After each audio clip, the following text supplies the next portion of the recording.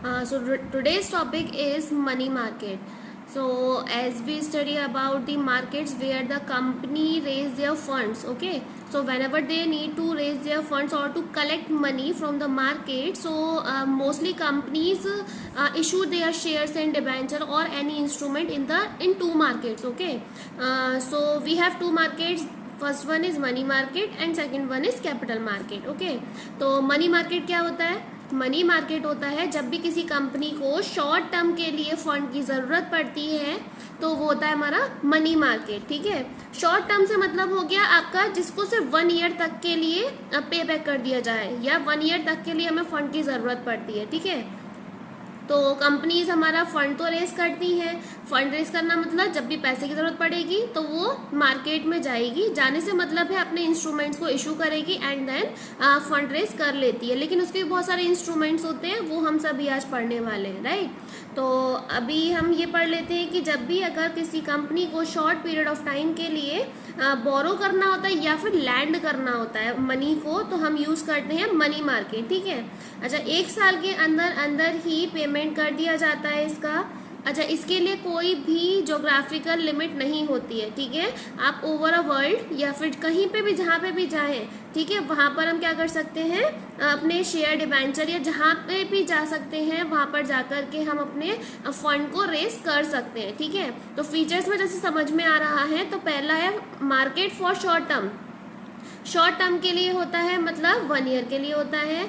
दूसरा है no fix geographical location. इसकी कोई भी लोकेशन नहीं होती है. हम जहाँ चाहें पूरी ऑर्गेनाइजेशन जितने भी इंस्टीट्यूट्स हैं कहीं से भी हम अपने डेट को रेस कर सकते हैं, फंड रेस कर सकते हैं, ठीक है.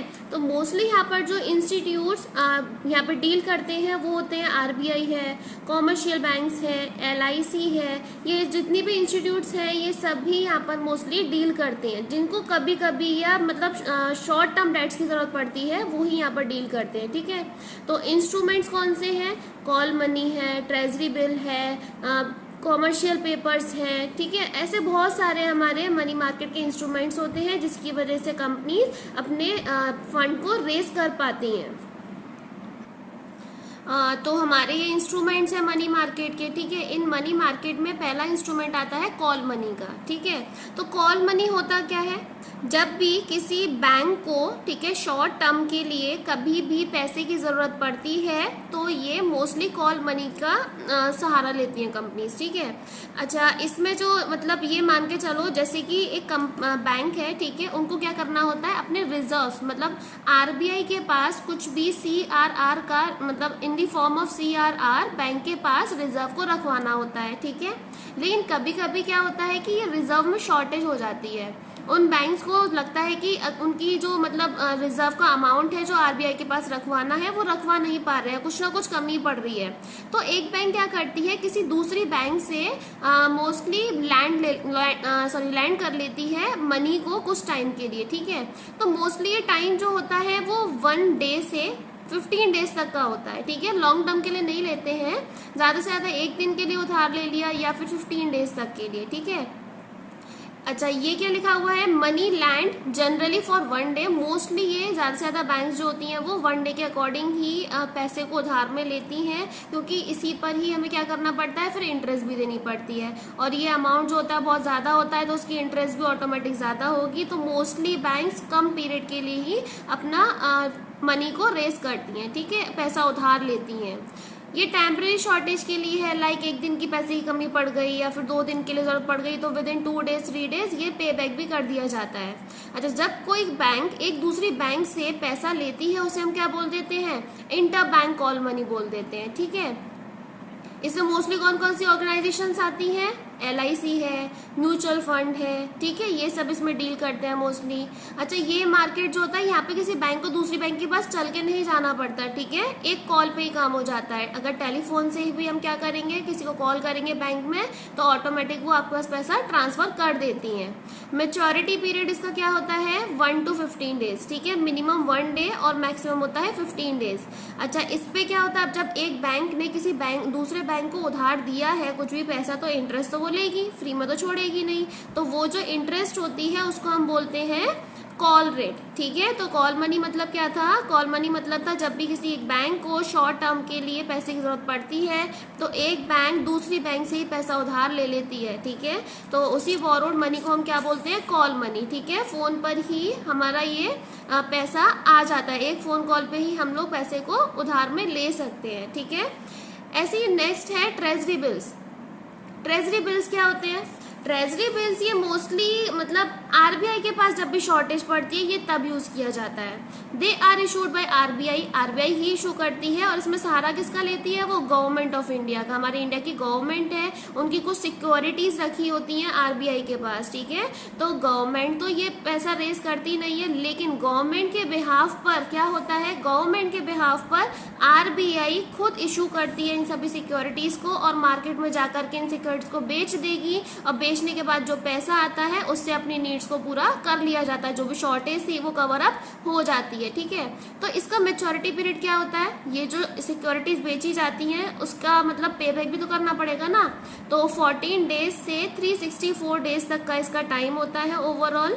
इन्हीं ट्रेजरी बिल्स को हम जीरो कूपन बॉन्ड भी बोलते हैं, ठीक है, जीरो कूपन बॉन्ड बोला है। और मोस्टली इसकी इंपॉर्टेंट बात यह है जब भी मतलब आरबीआई अपने सिक्योरिटीज को इशू करती है तो वो इशू तो डिस्काउंट पे करती है लेकिन रीपे पार पे करती है, ठीक है। अगर मैंने बोला अगर आरबीआई ने 25,000 पैसे चाहिए थे मतलब रेज करने थे उसे 25,000, तो मार्केट से तो लेगी 20,000 लेकिन पे बैक करेगी 25 पूरा पूरा। तो अब यहाँ पर डिफरेंस कितना आ गया 5,000 का, वो 5,000 एज अ इंटरेस्ट मान लिया जाता है, ठीक है। मार्केट में से लिया तो 20,000 लेकिन पे बैक कर दिया कितना 25,000, तो 5,000 जो था वो एज अ इंटरेस्ट आरबीआई ने खुद मार्केट में उसे पे करा है, ठीक है।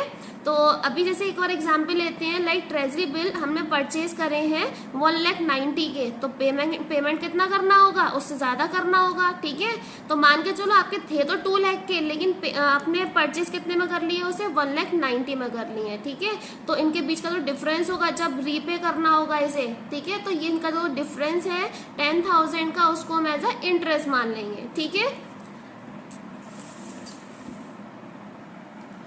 नेक्स्ट वन है कमर्शियल बिल्स, ठीक है। कमर्शियल बिल्स को हम एकोमोडेशन बिल्स भी बोलते हैं और ये बिल किसके द्वारा बनाए जाते हैं, बिजनेस फर्म्स के द्वारा बनाए जाते हैं, ठीक है।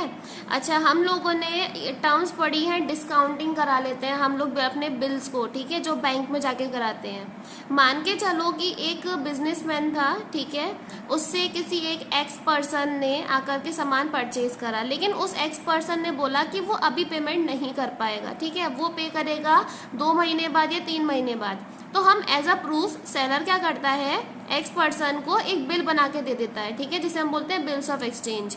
तो बिल्स ऑफ एक्सचेंज बना करके दे दिया, ठीक है, लेकिन सेलर को पैसे की जरूरत है अभी, है ना, तो अभी तो उसके पास शॉर्टेज हो गई फिर पैसे की। तो सेलर क्या करता है, वो जाता है बैंक के पास और बैंक के पास अपना बिल पकड़ा देता है और बैंक को बोलता है कि आप मुझे इसको डिस्काउंटिंग करा दीजिए, ठीक है। डिस्काउंटिंग मतलब वो पैसा अभी मिल जाएगा लेकिन अब जो बैंक होगी वो आपका जो परचेजर था, ठीक है, उससे जाकर के आफ्टर 3 मंथ्स वो उससे पैसा ले लेती है, ठीक है। लेकिन जब आप उसको बैंक में डिस्काउंटिंग कराने जाओगे तो कुछ ना कुछ चार्जेस भी लगते हैं, तो वो चार्जेस आप दे करके अपना पैसा अभी की जो शॉर्टेज थी वो आपने पूरी कर ली, ठीक है।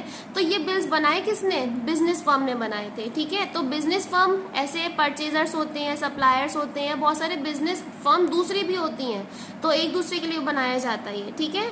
तो ये मोस्टली किस लिए यूज किया जा रहा है, परचेज या सेल के टाइम पे ही, क्रेडिट परचेज या क्रेडिट सेल के टाइम पे ही कॉमर्शियल बिल्स यूज किए जाते हैं, ठीक है। तो मोस्टली बिल्स जो मैक्सिमम बनाए जाते हैं वो 90 डेज के लिए बनाए जाते हैं, ठीक है। तो हम ये बोल सकते हैं कि जब भी एक शॉर्टेज पड़ती है किसी भी फर्म को तो उसके पास जितने भी कॉमर्शियल बिल्स रखे होते हैं वो बैंक के पास ले जाकर के उनका डिस्काउंटिंग भी करा सकती है, उससे भी अपनी शॉर्टेज जो है पैसे की वो भी कवर अप कर सकते हैं, ठीक है। तो ये भी फिक्स पीरियड ऑफ टाइम के लिए बने होते हैं, इसको हम बोल सकते हैं एक से बिल्स ऑफ एक्सचेंज बना देना, ठीक है। अदर टर्म है commercial paper. Commercial paper India में सबसे पहले इंट्रोड्यूस हुए थे 1990 में, ठीक है। अच्छा, ये एक तरीके का अनसिक्योर्ड प्रॉमिसरी नोट है जो पब्लिक या प्राइवेट सेक्टर की कंपनीज जो होती है ना वो बनाती हैं मोस्टली, ठीक है। मैच्योरिटी पीरियड इसका 15 डेज टू 1 ईयर तक का होता है, मिनिमम 15 है और मैक्सिमम होता है 1 ईयर, ठीक है। अच्छा, ये मोस्टली जो इशू की जाती है वो अच्छी रेपुटेड कंपनीज जो होती हैं उनके द्वारा किया जाता है। तो मोस्टली अगर कॉमर्शियल पेपर्स की बात करें तो कॉमर्शियल पेपर क्या होता है, जैसे जितनी बड़ी बड़ी कंपनीज होती हैं ना, उनको अगर पैसे की ज़रूरत पड़ती है, पैसे की अगर ज़रूरत पड़ती है तो वो क्या करती हैं डायरेक्टली, मतलब बिना कुछ सिक्योर्ड मनी या सिक्योर्ड कुछ भी असेट ना रख के बस डायरेक्टली क्या करती हैं, एक पेपर मतलब अपना फंड रेज करती हैं पेपर के इशू। जैसे हम लोग शेयर्स नहीं करते हैं, इशू शेयर्स करते हैं तो एक पेपर की फॉर्म में तो होते हैं शेयर्स। तो ऐसे कंपनीज क्या करती हैं, कुछ पैसा उधार लेने के लिए बस वो कुछ एक पेपर इशू करती है, इसका नाम होता है कॉमर्शियल पेपर। और जब वो मार्केट में इशू कर दिए जाते हैं और लेकिन उसके बदले में कुछ भी आप सिक्योर्ड कोई भी असेट नहीं रखते हैं हम, ठीक है। तो इसके थ्रू भी हम शॉर्ट टर्म की जो नीड्स होती हैं वो भी पूरी हो जाती हैं अपने मनी की। तो मोस्टली रेपुटेटेड कंपनी जो होती हैं वो ही ऐसा काम करती हैं। क्यों? क्योंकि अगर उनकी रेपुटेशन है तो मार्केट में जो पब्लिक है ना उनको एक तरीके से ट्रस्ट होता है कि हाँ भाई हमारा पैसा डूबेगा नहीं, ठीक है। जैसे मान के चलो एक कंपनी है, उसे एक नया ऑफिस बनाना है या बिल्डिंग बनानी है या कोई भी मशीन खरीदनी है, ठीक है। तो मशीन खरीदनी होती है तो इन सब में पैसा बहुत चाहिए होता है, लेकिन कंपनी के पास इतना पैसा है नहीं है, तो वो क्या करती है अपना कमर्शियल पेपर इशू कर लेती है। और इशू करने के बाद क्या करते हैं, मोस्टली हम लोग पैसा मतलब इकट्ठा करके और उनको हम मतलब अपना कुछ भी जो भी काम करना है हम वो कर सकते हैं। इसी को हम बोलते हैं ब्रिज फाइनेंसिंग, ठीक है। तो अच्छा, ये भी कह सकते हैं कि ये कंपनीज जो होती है अपने कॉमर्शियल पेपर एक कंपनी दूसरी कंपनी को भी बेच देती है, ठीक है। एक कंपनी किसी दूसरी कंपनी से जब भी अपने कॉमर्शियल पेपर्स रखवा करके पैसा इकट्ठा कर लेती है उसे हम ब्रिज फाइनेंसिंग भी बोलते हैं, ठीक है। लास्ट वन है सर्टिफिकेट ऑफ डिपॉजिट्स, ठीक है। इट इज अ टाइम और deposit which can be sold in the secondary market. ये एक तरीके के डिपॉजिट्स होते हैं जो कि सेकेंडरी मार्केट में सेल कर दिए जाते हैं, ठीक है। और ये इशू कौन करता है, सिर्फ बैंक्स इशू करती हैं, ठीक है। It is a negotiable instrument, ये नेगोशिएबल होता है, नेगोशिएबल से मतलब है जो कैश की फॉर्म में कन्वर्ट हो जाए, एंड ट्रांसफरेबल इजीली, और ट्रांसफर भी इसी तरीके से हो जाए। इसका टाइम पीरियड क्या होता है, सर्टिफिकेट ऑफ डिपॉजिट्स का होता है 91 डेज मिनिमम है और मैक्सिमम होता है 1 ईयर, ठीक है। अच्छा, और अच्छे से समझे तो ये क्या होता है, एक बैंक के द्वारा एक मतलब आपको सर्टिफिकेट दे दिया जाता है, मतलब जितना आपके अकाउंट में जो पैसा होता है ना उतने ही पैसे का, या फिर आपको किसी को पेमेंट करना है तो बैंक क्या करती है उसके बाद अगर पैसे नहीं है तो वो आपको एक सर्टिफिकेट बना के दे देती है, ठीक है। सर्टिफिकेट बना के दे देगी और इस सर्टिफिकेट के थ्रू आप किसी को पेमेंट भी करके आ सकते हो या उसको कैश में कन्वर्ट करवा सकते हो, ठीक है। ये सर्टिफिकेट होता है, इसको आप मिनिमम 91 डेज के लिए या मैक्सिमम 1 ईयर तक के लिए हम क्या कर सकते हैं, अपनी शॉर्ट टर्म नीड्स को पूरा कर सकते हैं, ठीक है। ये इशू करा जा सकता है, कोई कंपनी भी इशू कर सकती है, बैंक भी इशू कर सकती है, ठीक है, कोई इंडिविजुअल भी इशू कर सकता है। लेकिन एक लिक्विडिटी पोजीशन जब भी आपको चाहिए होती है, जब आपको किसी भी मतलब आपको लगता है कि अगर बैंक की ग्रोथ कम हो रही है, फिर बैंक के पास इतना पैसा नहीं रहता है इन कैश, ठीक है, तो bank mostly certificate of deposits को ही यूज़ करती है, ठीक है। तो ये भी डिमांड में है आज के टाइम पे, ये भी हम लोग यूज़ करते हैं। लाइक हम कह देते हैं डिमांड डिपॉजिट हमें बनवाना है, तो डिमांड डिपॉजिट भी इस तरीके से ही होता है, लेकिन वो सर्टिफिकेट नहीं होता, लेकिन हाँ यूज़ ऐसे ही करते हैं हम, ठीक है, कि अपना अमाउंट लिखवा करके बैंक से डिपॉजिट बनवा लिया और किसी को पेमेंट करना है तो हम पेमेंट भी करवा करके आ सकते हैं, ठीक है। तो आई होप समझ में आ गया होगा।